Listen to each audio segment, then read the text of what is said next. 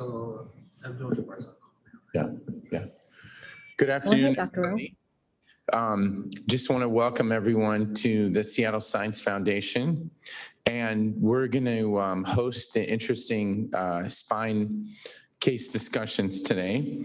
And I thought it would be interesting to present some cases that we had actually on call. Normally, the format of this 1 hour discussion is to present cases. And actually, these are cases that have not been operated on. And we're trying to make decisions on them. And so I thought it would be a great opportunity to get all of our experts to see what they thought. Our first fellow, actually, Dr. Zach Taderon, is going to present the first couple cases. This is a nice picture of his dog. His dog name is Derby, and Zach's been working so hard that he actually had to have his parents take care of Derby. So he's kind of sad right now, thinking about Derby and seeing that picture of Derby. So Zach's got two interesting cases, and I would love feedback from the fellows and the attendings. Zach? Hello. Derby's famous now.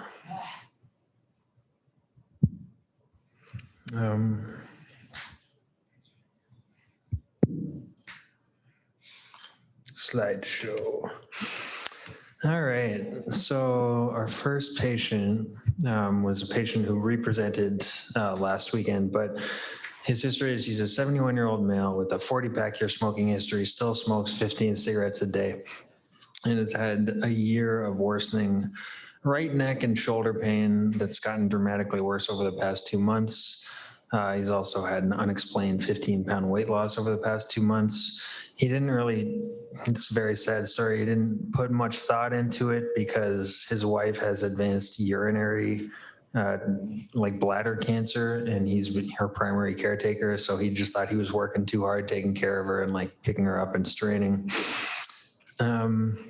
And didn't think about it. On exam, his only notable sign on his first presentation about 3 weeks ago today was intrinsic hand weakness on the right. No significant medical history save for his smoking. So they got him a chest x-ray, which showed a right apical lung mass. They then proceeded, because he was short of breath, to get a CTPA. No PEs, but showed a large right apical lung mass eroding through ribs 1 through 4 and eroding through, as you'll see shortly, T1 and T2 vertebral bodies. He did get a CT chest, abdomen, pelvis. There's no metastatic disease. There was one right supraclavicular lymph node that was enlarged, but there was no metastatic disease. And he has no known cancer. So Zach, 1 second. So what's his neurologic status again in terms of ASIA scoring? Can you just go through it? He has intrinsic hand weakness that's very subtle on the right side. Okay. No myelopathy? No. Okay. Does he have cervical thoracic pain? He does. Okay. His complaints to work this up were neck and shoulder pain. So are there dysesthesias in his hands or anything like that? Not at this point. And the brisk reflexes identified, they're just kind of brisk reflexes. You don't see any pathologic tone? Those were definitely not up, definitely did not have clonus. They just look like brisk reflexes. Do you have a brain MRI? It was negative. Okay. I don't have a picture of it, but it was negative for a spread. So this looks like a very thin man. There's one lab test that I'm going to be very interested in. What's his albumin? I do not know. Best guess? 2. Why am I asking? It shows nutrition status. If it's over 2.5. 3.0, actually 3.2 usually. Above 3.2, we're kind of not so worried, but in him, I'd be worried. He looks emaciated, he looks cachectic. Is that his clinical impression also? Yeah, and again, he's also lost 15 pounds over the past couple months, so okay. Unexpected and unintentional. So this is his CAT scan of his neck and thoracic spine. It shows this 12 by 7 centimeter destructive soft tissue mass at the right lung apex. It involves C7 to T3 and completely decimates T1 and T2. It invades the right ribs through 1 through 4. And it abuts the posterior aspect of his esophagus, but he has not been having any swallowing difficulties. This is an MRI, T2, T1 post, and his MRI head was negative for metastatic lesions. And this is just a parasagittal T1 post contrast showing the extent of the tumor. So oncology was obviously involved with this patient. And we said we'd be happy to involve ourselves with thoracic if the plan was ultimately to resect this tumor and be involved with the surgical resection. And so it was determined that this patient should undergo a full staging. In my opinion, he had his CT chest, abdomen, pelvis, but the oncology team was insistent that they wanted a PET CT of his entire body, as well as a tissue diagnosis. So he was actually discharged home in a CTO brace with plans for a CT guided biopsy of his mass. This CT guided biopsy was done a week after we saw him. And then he was scheduled to have his PET CT done, but the weekend it was scheduled for, it was like a holiday weekend and it didn't happen. And when I looked in the computer, he didn't have any clear follow-up plans from oncology. So this PET CT was ordered, but it was never done. So I guess the question is, with a CT chest, abdomen, pelvis, no metastatic spread, guy who's neurologically intact, with that scan, would you consider just knowing that he has no spread? So I'm going to ask some of our wonderful audience from around the world to chime in. Maybe Patrick Pritchard can text me through the chat facilities some of his thoughts. I'll call you out here, Patrick. Or Ken Yanamura, if you have any suggestions about how to handle this, we'd love to hear about this. This is obviously a Pancoast tumor, lung CA most likely. Adenocarcinoma. Adenocarcinoma. So there's a strong mechanical component here. Did you do any scoring yet? Do you want to talk about scoring? I get to it later. Okay. Yeah. This is obviously one of those things of quality of life and residual life expectancy, and clearly in a patient who has very poor albumin, who has significant pain, who's not comfortable with that. This is a surgery or basically palliative care scenario for me. Rod? Yeah, I mean, this is a difficult case because here you have, and this is why I wanted to present it, is here's someone who's asymptomatic, really, but then has these horrific images. And as Dr. Chapman pointed out, I mean, this is a classic, something I read as a medical student. I remember reading about Pancoast tumors and their clinical presentation. Obviously, this, even though it's advanced, these patients' pathology advances fairly rapidly. Yeah. So, in my experience, getting the oncologist, the palliative care medicine, all those different services involved early is really important. Yeah, I didn't quite understand the rationale for sending him home and doing this workup as an outpatient. I would have thought that they would have wanted to get everything done because clearly this is not stable and it's probably going to progress, and it does. But it seems like someone who almost got lost in the cracks.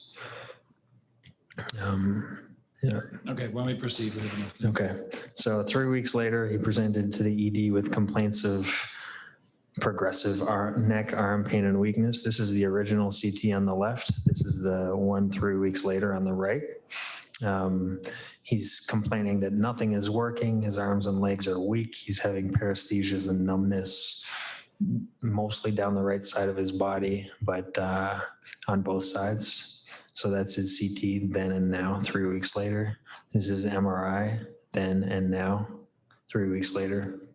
His exam has changed. If you recall, his only deficit prior was right-sided intrinsic weakness. Now he's just barely anti-gravity throughout on the right and significantly weak on the left. His toes are upgoing. He has sustained clonus. In fact, just trying to get an ankle jerk elicits sustained clonus bilaterally across the. So this patient's entire prognosis now has changed. Yes. This is a problem because, again, once a patient has a spinal cord injury, the entire survival characteristics, the rehabilitation component changes the entire perspective. So that's regrettable because the right time of an intervention would have been initially, whilst the patient was neurologically intact, Asia E. And if everything goes well with a well-planned surgery, he could have been out and about and back home again. The overall survival for him would still be probably under 1 year, but that's debatable. There are some people who do hyper-aggressive surgery, so Pancoast resections, and plus immunotherapy. But now he basically, under the best of circumstances, what I surmise is he has an Asia C status, maybe Asia D. He is facing postoperative rehab, and he's spending probably the majority of the rest of his days, without being too pessimistic, in a hospital environment rather than at home. Mm-hmm. Zach, go back to the original. So what do you think's happened since he got discharged? His vertebral bodies that have been eaten away anteriorly, his head is literally falling off forwards. Exactly.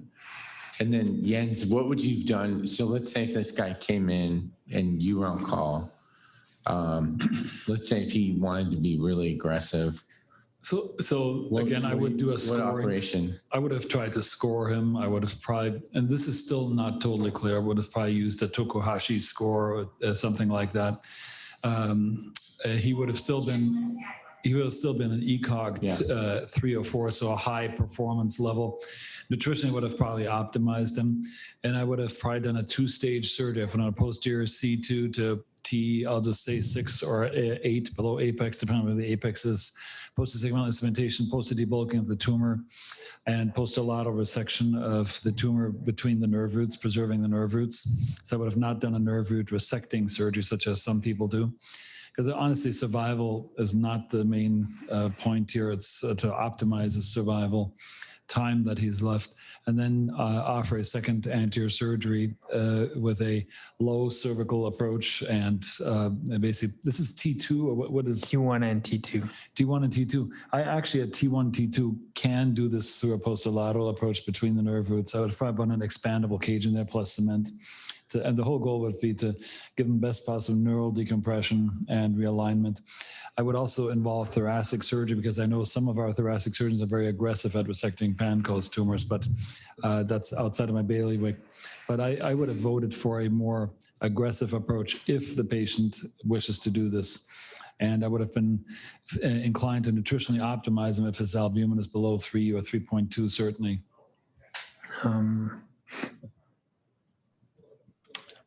Hey, Jens, I just wanted to... Amir, can you go on live?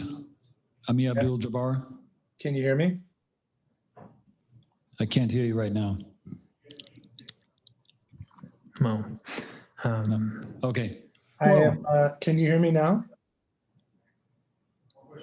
Matthias, Dr. Costa. You have to come to a microphone. We can't hear you. Yeah, come to a microphone. So come up here into Dr. Oskouian's. Amir, what are your thoughts?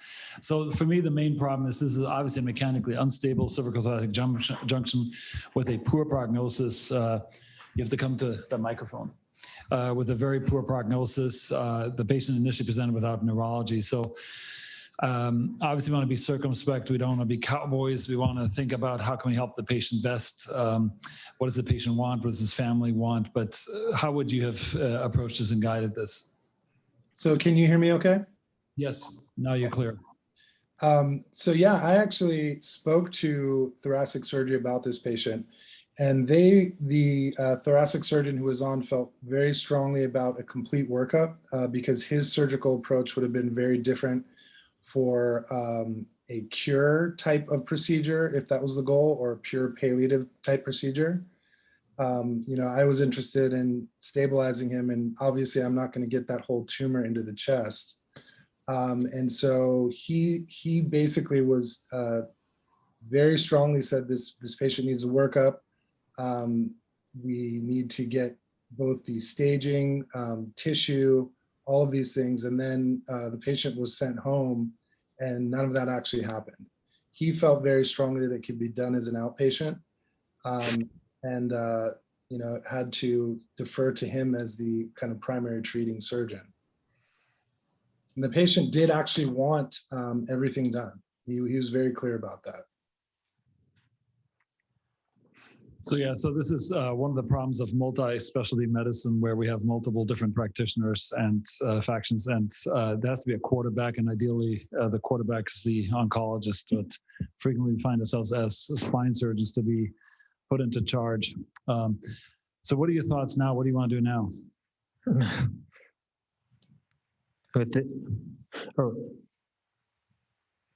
So the patient's prognosis is poor to begin with.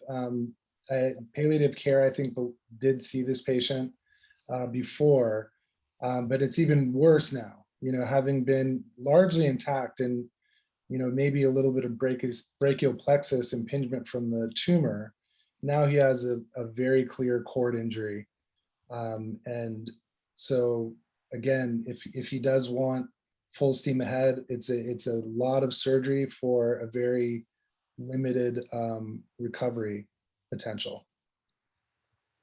Yeah. Rod, what do you want to do? I mean, I think I wanted to see what you would say. I already. You said you wanted to operate. I don't want to operate. I would have offered the patient surgery. I would have given him appropriate statistics, but this is a completely unstable lesion. Yeah. And this is not braceable. And the options are palliative care and basic comfort care, which is very reasonable, or surgery. And again, in the surgery, I'd have to look at the images in greater detail to see whether to do a posterior anterior procedure or a combined posterior procedure. For the thoracic surgeons, I know that they have this newer technique where they try to resect the entire upper half of the lobe and literally do kind of a full shell out. But a posterior surgery from our end does not contradict that surgery. Now, their goal is a very radical resection, and that usually implies resecting nerve roots on the patients. And I think that's, again, one of those quality of life discussions that's really, really difficult, because for a patient to lose their hand function for over radicality, that sounds compelling, but basically I've seen some of those patients who've come to my clinic and they have lost their arm function, and they may or may not survive longer. That's still not totally clear. There's 5-year data or something like that, but even that is not super compelling. But this is a very ethically challenging discussion in terms of where do we put a priority: survival with a dysesthetic limp arm and a non-functional hand, or do we hope that there's a longer survival? What would you guess his survival would have been if you'd operated it right from the get-go? Less than 6 months. Okay. Yeah, probably 6 months. Yeah. I mean, I think, Amir, you were on call, and I think you made the right decision, because usually when it's this advanced on imaging and the patient isn't symptomatic, it's just a matter of time. They get compression, they get vena cava, superior, there's all these things that just start happening. And I think it was the right decision to not operate. For sure. And I can tell you from experience, these patients, regardless of how aggressive you want to be, their long-term survival is not that great, unfortunately. Dr. Costa, you had a question? 2 questions. Thank you. The first one is, he was a heavy smoker, the patient? Heavy smoker. Heavy smoker. And pulmonary function tests were done or not yet? I didn't see them. I don't think they were done. Yeah, because sometimes, I'm just asking because sometimes from an anterior approach, the postoperative period can be pretty challenging in a heavy smoker with all the atelectasias and etc. For sure. And the second one is the position of the vertebral artery was checked. I mean, we are one level below, but yeah, he didn't have a CTA done. So I think had we decided definitively to proceed with surgery, we absolutely would have got it, but didn't have it. Why don't we go ahead with your scoring system then? Yeah. So just I had a brief slide about metastatic spinal disease. But so this is spinemet.com. It's a validated internet-based risk calculator for survival after spine surgery. They retrospectively analyzed I think 1,600 patients. And this is, if you just go to this website, it's free.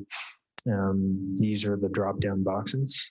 So it's type, patient's mobility, are they on pain meds? Do they have bone meds, visceral meds? What's their ASA score? Liver, lung meds, previous chemo, tumor at C-spine, tumor at T-spine.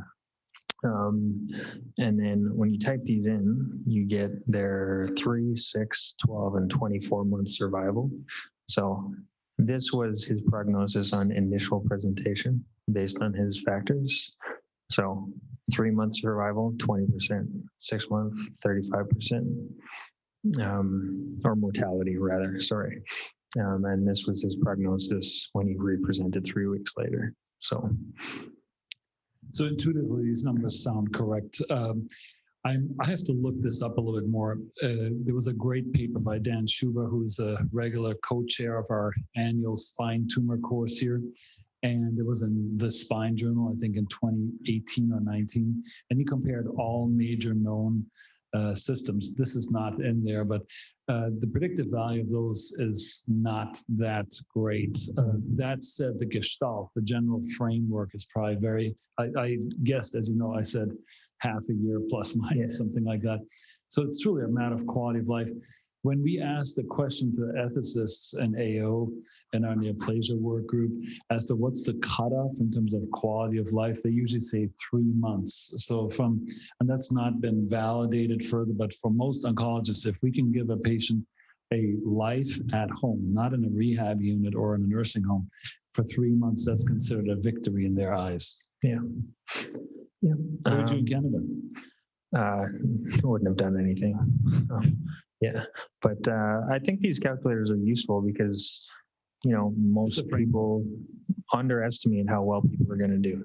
And this says, there's a 30% chance this guy's going to be alive in 2 years. In reading about Pancoast tumors, do they behave differently from other lesions in terms of immunotherapy if they have receptors? By now, the patient's 3 weeks out, so there should have been some receptors. Yeah, I think it depends on the histology. So what do the immunoreceptors look like? They literally just had adenocarcinoma and the rest was pending because this biopsy was done a week prior to his second presentation. So I don't even know what the final path is. So that'll be another week prior until the receptors are out. But definitely don't operate in the second time. Although I find that shocking, 45% survival at 3 months if you operated the second time. This guy died 12 hours after I saw him. With this scan, 12 hours later, he passed away. So that's not this patient, a patient like that. This patient passed away? Died 12 hours after. That's actually merciful, probably, given that he had the spinal cord injury. That was the deciding factor. Yeah. And again, the thought that with all due respect from our thoracic surgeons, that they can do a cure in a Pancoast tumor like this is not relevant. And from our end, that would require an ablative procedure of the plexus, which is again not what most patients that I've ever interfaced with, when they really know what that is, want to do. Sorry, I took up a lot of time. I'll blow through this next one.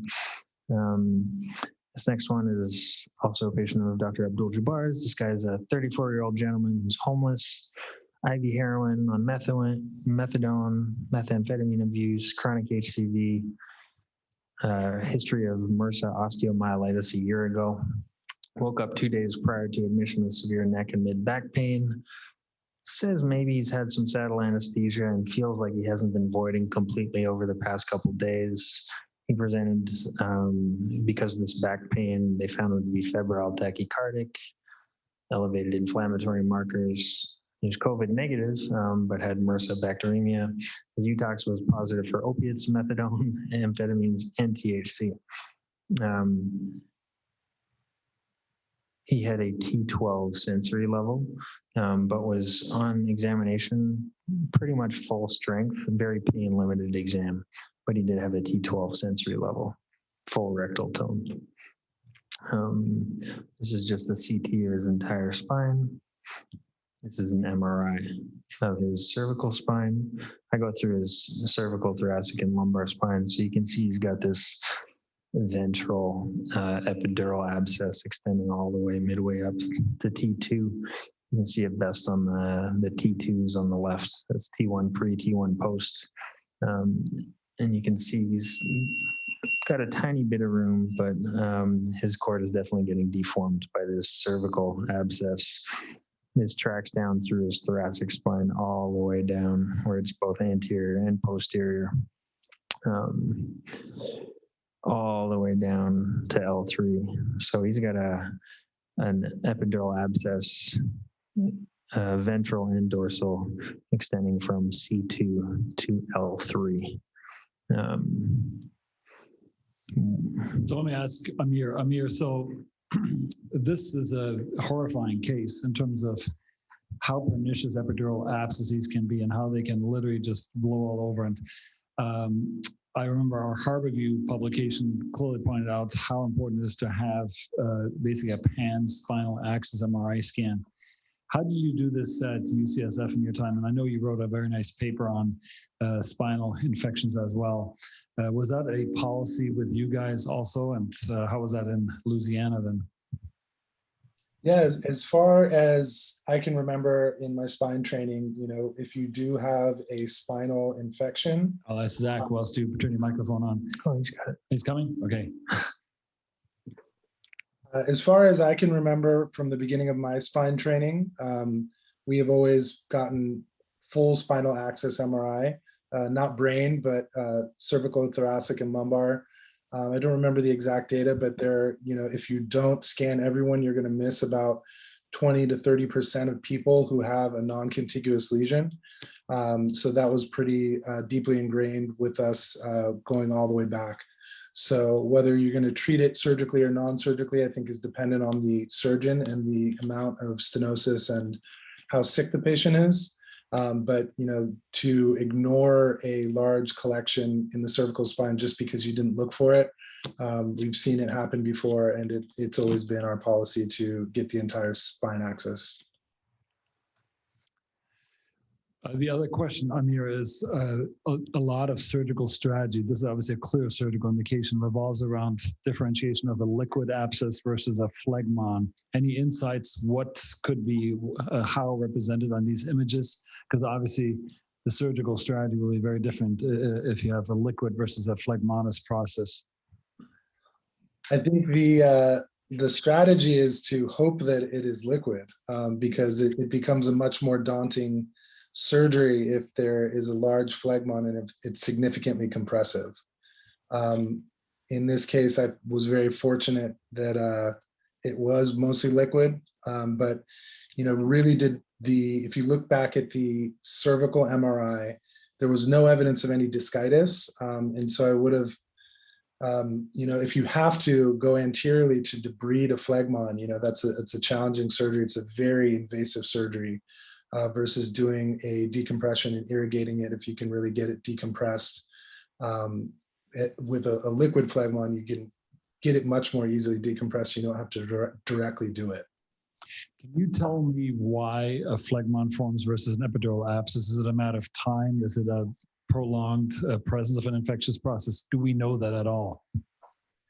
I don't know, Zach, if you have any better insights, but my understanding is it's largely a function of time. The longer it sits there, it can organize similar to a blood clot. If you get to a bleed quickly, it will kind of decompress as liquid.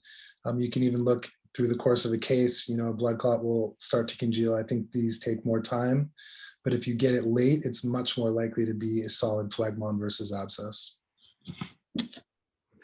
So strategy-wise, multi-level laminotomies, catheters, tell us what catheter you use to try to make sure that you have a continuous flow through and that you avoid kind of inoculating abscess at the apices of the infectious process.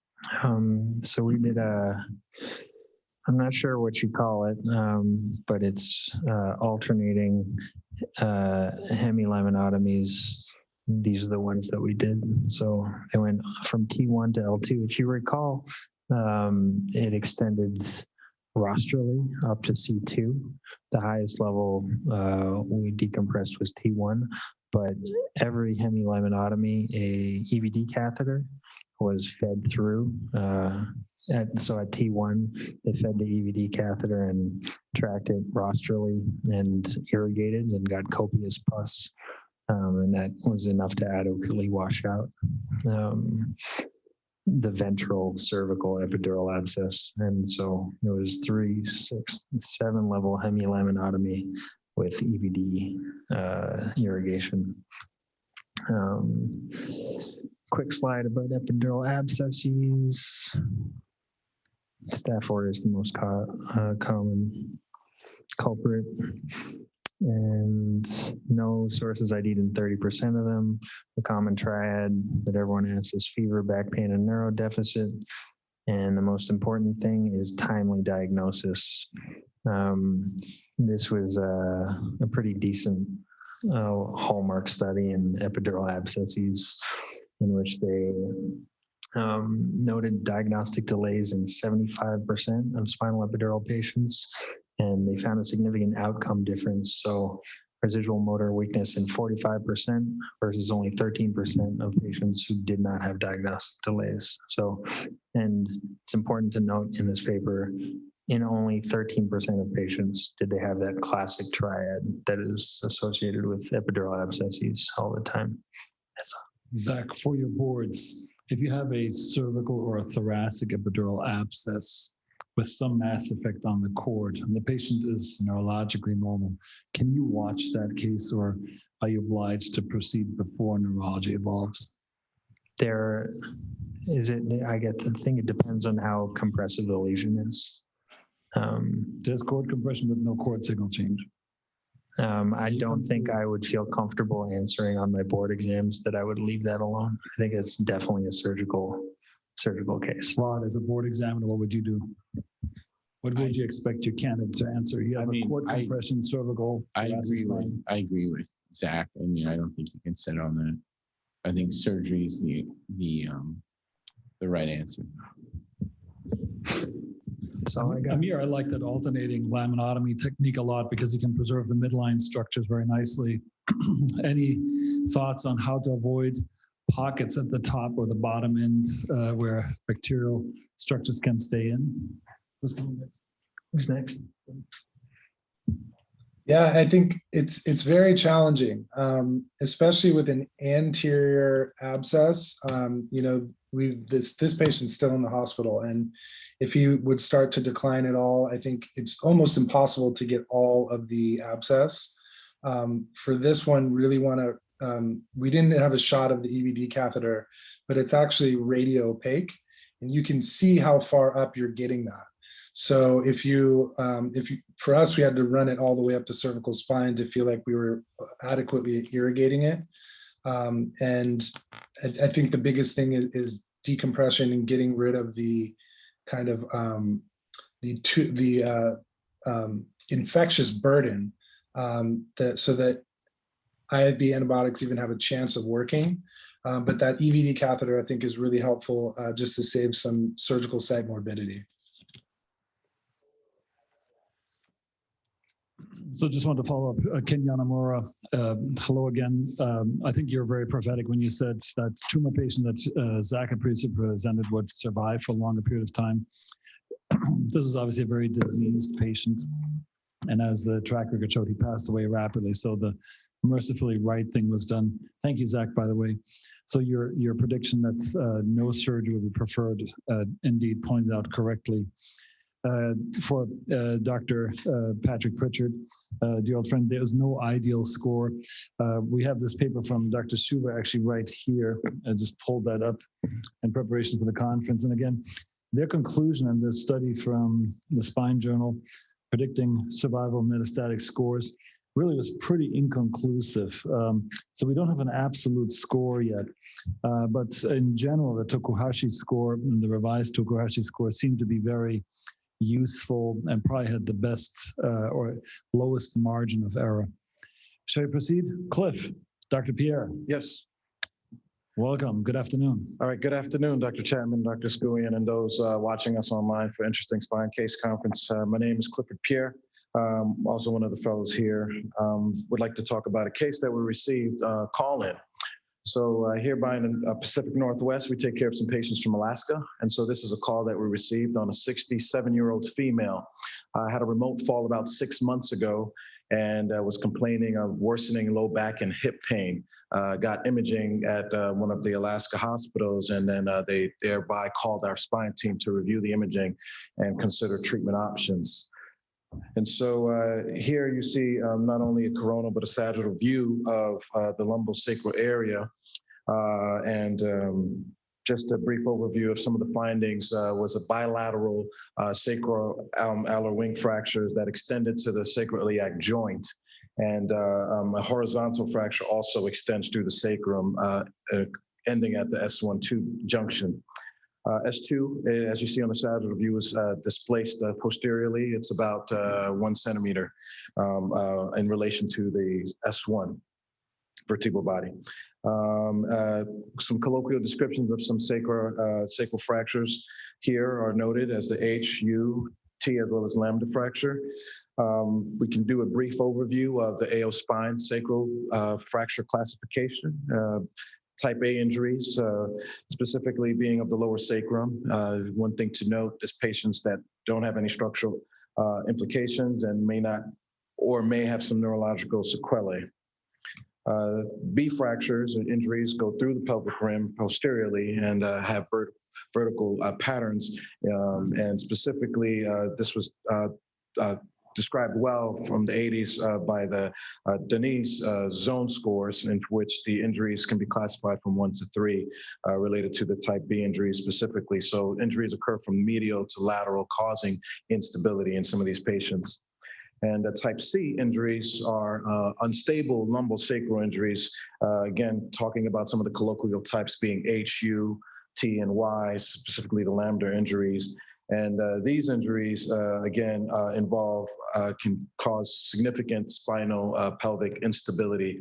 And so one of the things that was also described by Roy Camille quite well is the sacral U fractures and the different variations. Treatment options. So this injury, if you go back to CT scan, now that you've kind of done a crash course through that, would be what? So you have bilateral vertebral fractures as well, bilateral vertical fractures with a horizontal fracture. Again, I would put it at injury, going to our scores, let's see. C what? What number? Go forward, one more, yes. Yep, C, so she... That's the worst case scenario, C3. Yeah, C3, so she on exam, in terms of neurologic injury, she's intact. We haven't examined her ourselves. She has intact bowel and bladder function. Per report, doesn't have any deficits. So historically, you mentioned Francis Denis classification. What would that have been on the Francis Denis classification? 3. It goes through. That's a 3. It goes through the central canal. And what subclassification dealt with the displacement of the upper sacrum versus the lower sacrum? You mentioned that name also. That was Roy Camille. Roy Camille, yes. Yes. And basically that is a displaced one. So this is probably Roy Camille 3 with a displacement. It's probably between the 2 and the 3 somewhere. And there's no neurology. No neurology. neurologic classification score for sacral fractures? The neurologic classification scores? That was by a neurosurgeon. That was a great contribution because the Asia score famously has an omission. What is that? No bowel and bladder, no bowel and bladder. sexual function. Exactly. And those things don't matter most for patients. So it's kind of one of those grave omissions of the Asia group.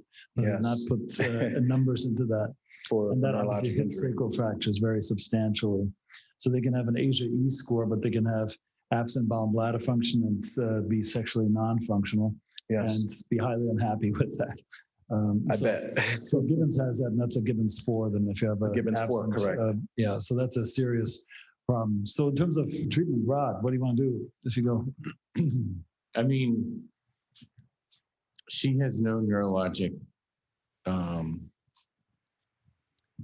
symptoms right now, and obviously she's got osteoporosis. Yes. So I think, we recommended that they try to get her in to see endocrinology, if not, have her primary care doc start treating her for her osteoporosis. It's tough because the one thing that Cliff, one of the reasons why I wanted to show this case is that this woman has no iliac wings, and I think she's got there's really no if you were going to do fixation, it'd have to be some short S2AI. I'd fix it. Not even a But question. where are you going to put the screws? Right above the sciatic notch. I would find fixation in her. I swear. That'd be safe fixation. This is the best axial cut. This is the worst. So the problem with this CT now in the axial plane Mhm. is that you're actually going through the von Glinsky radiolucent zone of the ilium. I swear, if you look at her pelvis, yes, sir. Wow. Tell us what we're looking at here. Wow, Cliff, you're awesome. So What are we looking at here? So this article that we published in the European Journal of Trauma and Emergency Surgery talks about an area that we described after studying multiple cadavers and about 6 specimens. This is a picture of a human ilia, and here is the photoluminescence area. And so we classify this as a weak point for understanding lumbopelvic fixation and going through the anterior superior iliac spine all the way to the posterior superior iliac spine. And so there's this distance, not only when planning your trajectories for fixation, understanding that yes, the neurovascular bundle is there, but this location in cortical bone is a weak area, and that sometimes can also lead to fractures or instability in that area. So if you leave this slide up, for me, the critical thing is she has kyphosed her sacrum, her upper sacrum relative to the lower one, and she's anterolesthesed that. So when you do an axial cut through her ilium, you'll get this photoluminescence area. I did not know that word. Yes. I'm a co-author of the article, how embarrassing. But when you do a cut right there, do you mind using your cursor just from posterior? You can literally cut through this radiolucent area, and this is not where your screws should be. So I think you can actually get 2 quality screws that should be bicortical right to the anterior infield expandus process. Do you mind putting your cursor, which is not very visible, to that? Yes, right at that step out the line. So if you put a screw right there, there has to be bone. And my ideal cut to look at that to prepare for this surgery is a coronal. So actually look at the coronal reformats to see the triangular, the teardrop bone. And I guarantee that she has bone there. I would be sure I could get bicortical screws, at least 2 on each side, in this patient under avoidance of the, in her case, I grant you, larger than usual photoluminescence area of Pierre. So what would you do, Jens? So she's neuro intact 6 months out. Well, I'd have to see her. I'd have to examine her. Yeah. I'd want to get her albumin level. I'd want to make sure that she does not have some fulminant alcoholic liver disease, coagulations, Right. et cetera. I would obviously want to make sure we have a clear discussion of what's going on. I really like upright lateral sacral x-rays. I like to see how the lumbar spine sits on the sacrum. I want to make sure the CT scan is relatively recent so I can see whether there's spontaneous healing or not. A sacroplasty could be considered if she's reasonably well. Basically, that's a cement blob into the SI joints or into the sacral ala rather, on both sides, if she's very moribund. But in a halfway functional person, I would do lumbopelvic fixation. I would do an L4 or 5 cemented pair of screws. I'd put pelvic screws on both sides, and I'd decompress her sacrum. This is honestly in about 3 or 4 hour surgery, and for the meticulous soft tissue closure, the soft tissue infection rate, which used to be historically about 11%, is getting much, much lower. Okay. Any So other? one of the things that I would, If she can't mobilize, if she can't be up and around, this is a mechanically unstable spine. Again, a sacroplasty here with a balloon kyphoplasty in both of these sacral lesion areas. I'm not sure what that does. It's a probably palliative element more than anything else. But that'll be my drawback option. What are your plans? I, again, same as you, see her and try to get this worked up a little bit more and do more of a systemic workup. But Amir, what do you think? so I worry that she's going to develop bowel or bladder problems if she hasn't already, with that sort of displacement in the sacrum. It's probably nothing that you're going to catch, obviously, on your motor exam, but the S2 through 4 nerve roots are going to be bowel and bladder, and those are the ones that are potentially going to be compromised in this patient. All right. great. Thanks, Cliff. Just one thing I want to discuss, a project, as you talked about, the type of lumbopelvic fixations, something that we recently published in the World Neurosurgery Journal, just in terms of strength of the fixation, whether you chose a traditional iliac trajectory, modified iliac, or S2AI. And so a study that we were able to do with a globus, specifically in cadavers, 18 cadavers, we compared different trajectories and focused on the toggle strength as well as dynamic mobility. And one of the things that we're going to discuss further coming up this upcoming weekend at the Spine Summit is just the results of that study. And then one thing that we were able to appreciate was that traditional iliac and modified iliac had about the same in terms of strength level regarding the toggle strength. And so there was no significant difference between the trajectories overall.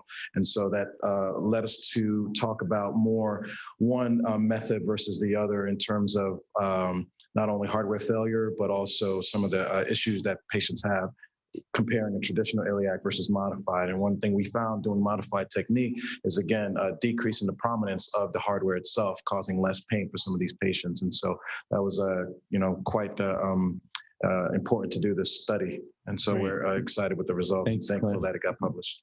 Thank you. Great job. So nice work. Thank you. Good case. This is the last time that we'll see this man. Dr. Pure Hayumi has a broad smile on his face. He is graduating as a fellow here, and he's going to go to his new home in Sacral tomorrow morning, just about. So That's right. this is literally his last act. Ladies and gentlemen, we're witnessing history. And by the way, thank you to Dr. Barrera from Ecuador for joining us, and thank you for your very kind words. Purya, what do you have on stock for us? Thank you, Dr. Chapman. I got a few cases. I'm Purya. I'm one of the fellows, my last day of fellowship. I want to take a minute, say thank you to all of you guys. It's been an amazing year. I've done so many cases, from small to the most complex spine cases you can ever imagine. I want to say thank you to SSF for these great conferences. It's been a fantastic year of just learning. With COVID, it's been difficult at times, but it's been an amazing year, and I will miss you guys for sure. And I will definitely be in contact. Having said that, I got 4 cases. I don't think I can get through all of them, unfortunately. So the first one is a 48-year-old gentleman with no major comorbidities besides diabetes, who presented to our clinic with low back pain, radicular pain, paresthesias involving bilateral lower extremities. His back pain started a few months ago around January time. It progressively worsened. He subsequently started developing radicular symptoms in bilateral legs with associated numbness and tingling. He was unable to sustain his erection or achieve ejaculation, which were new symptoms for him. He was very active prior to the onset of his symptoms. He used to run and bike, and he's unable to do either one of those two. He used to be a prior smoker for 10 years prior to his presentation. On examination, the only significant findings were 4+ motor strength on his EHL. Otherwise, really no other findings in terms of motor and sensory exam. These were the images that he presented with. This was our MRI. He clearly has this expansile tumor involving his L5 vertebral body. There's no major collapse yet on this MRI. There's severe central canal stenosis at L5S1 and severe bilateral foraminal stenosis as well.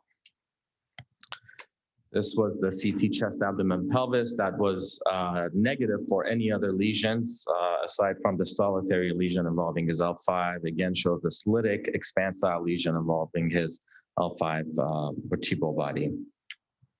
In terms of differential diagnosis, this patient's still undergoing workup. This was one of the call cases. All the cases that I'm presenting, I think, were within a week span of call.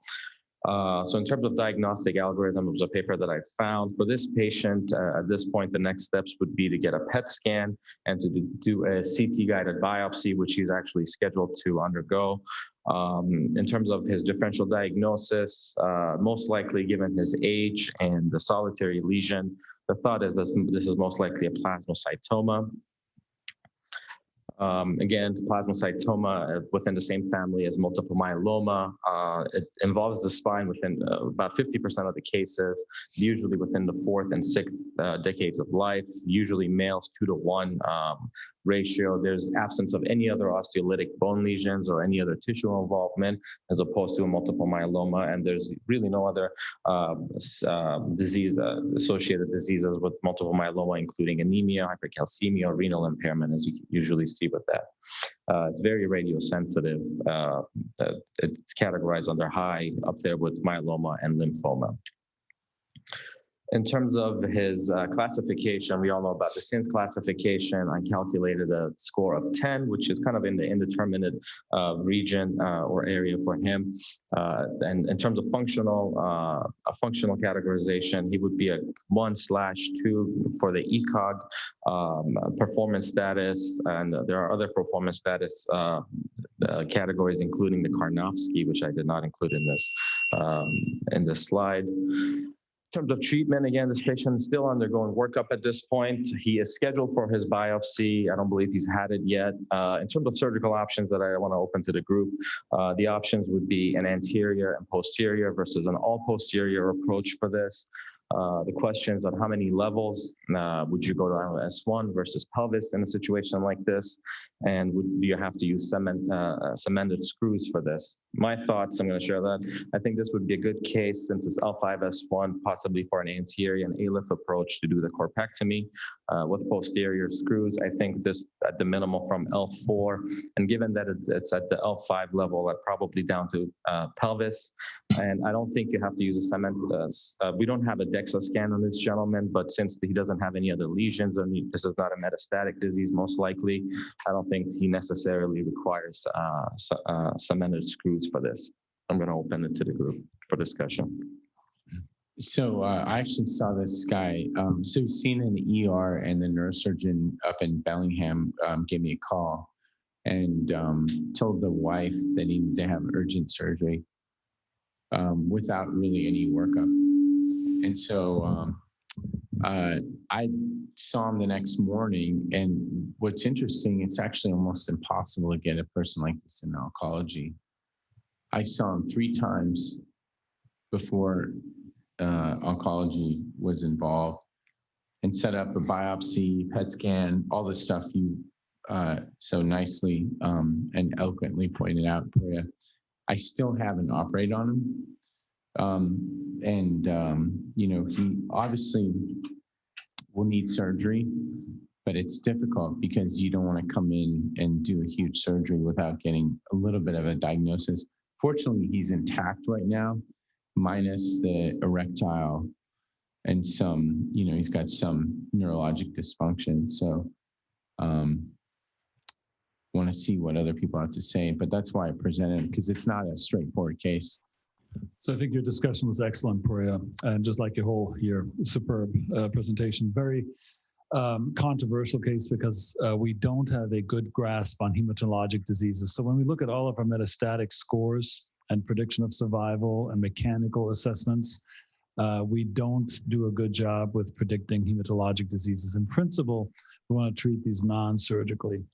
But as you identified with the SIN score right now, there's no vertebra left there. And if you radiate this patient and do whatever else you want to do oncologically, this is going to collapse. This is going to be a absolutely unacceptable vertebra plana with a collapsed lumbosacral junction. This is not braceable either.